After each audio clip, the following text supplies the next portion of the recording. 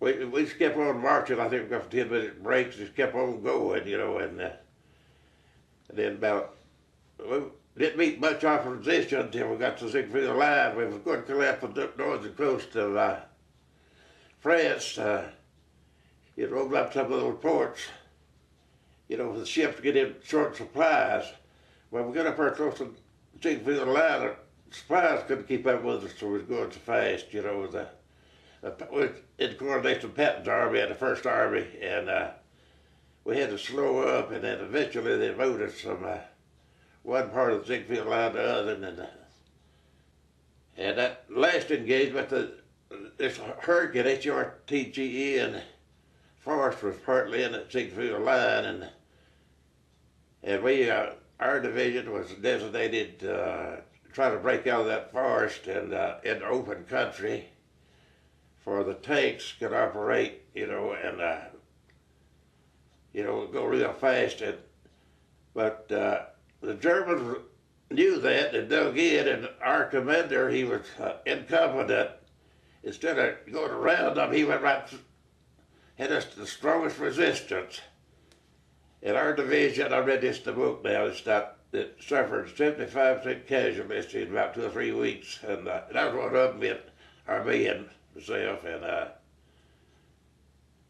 well, I'm getting up now to, you know, about where we got surrounded. We got to the edge of this town called Smith, Germany. Don't spell it like we did.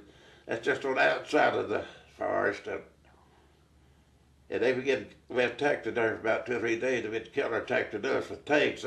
The terrain was real rough, and they couldn't hardly get tanks up. They got one tank up to us. It got knocked up, set on fire real fast, and they started counterattacking us, and we had to withdraw just a few yards back into the woods. You know, just a few yards. You know, we couldn't knock out those tanks, and but the Germans, I didn't know it. They had us outnumbered about 3 to 1 at that particular, you know, there's different situations, and they went around us from both sides, and well, they deployed us in and told us where to dig in, and RB suggested that we build a low hole, both of us get in, we take some of those, our trace knives from old poles and put over the hole and put the dirt over the hole. Oh. All right, when you got to the woods, what happened? We dug a hole, we covered it. Just you and the guy with you, or was it more? Yeah, he was from Cardover, Alabama. And what was his name? Newton Gurganus. Newton Gurganus. That's a strange name. Have y'all stayed in touch? Have you stayed in touch with Newton? Yeah. Sure. I hadn't saw him, I met him down here. We hadn't seen each other in over 50 years. And he told me I saved his life by making him cover that hole. Oh, absolutely. That's a smart thing to do. What happened when you was in that hole?